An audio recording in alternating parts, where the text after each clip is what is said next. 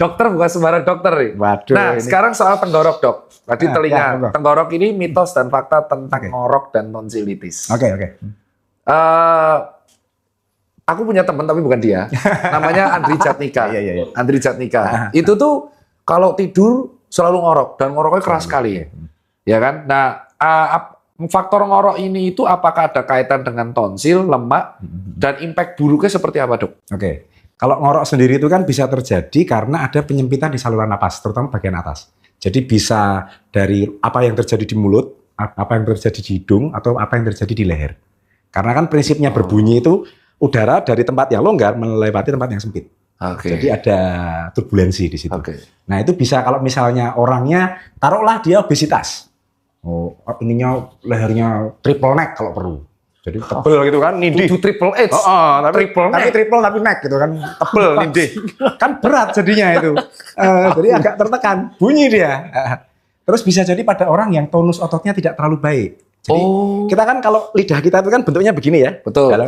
Dan ini ototnya itu kan kalau dia tidur, dia akan menahan ini ke atas. Iya. Nah kalau dia tonusnya jelek, melotrok ini. Dia menghalangi.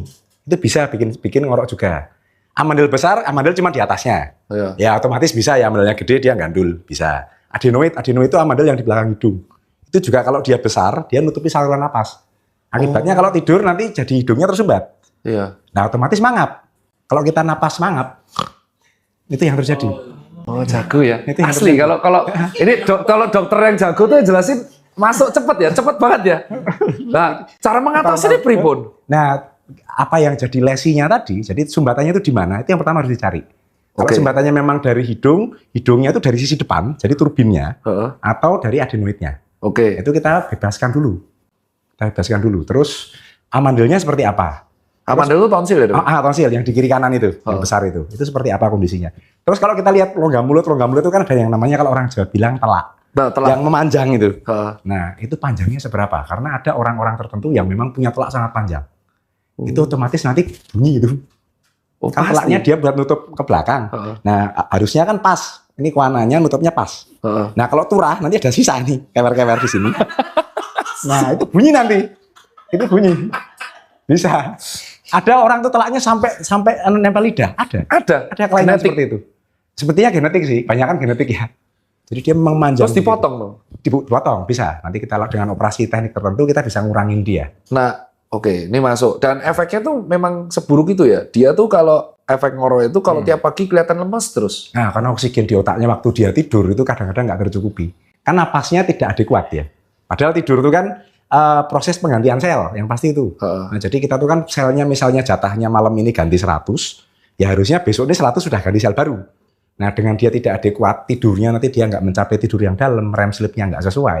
Nanti mungkin yang terganti cuma 80. Akhirnya kita punya 20 yang sel yang dipakai buat besok, itu rada akhir selnya. Nah, kalau itu terulang kembali, nanti kan kita ngutang terus. Sleep debt jadi ya? Iya, kayak dikejar pinjol jadinya. Iya, makanya. Soalnya si Dori mukanya gitu. Nah, mitos atau fakta, orang yang kecapean pasti akan ngorok kalau tidurnya. Nah, itu tonusnya tadi. Kemungkinan masalah tonusnya. Tonus otot ya? Iya. Tonus otot yang Lidahnya menjaga melorot. lidah. Karena terlalu capek banget. Iya, dia melorot jadinya. Misalkan capek lecangkeman gitu ya. Nah, itu. Terus ceramah. Gitu ya. Tapi aku kan. Wah, angel. Pisan-pisan ngerosting husnya gitu. Ya, sulit sih. Ini kan soalnya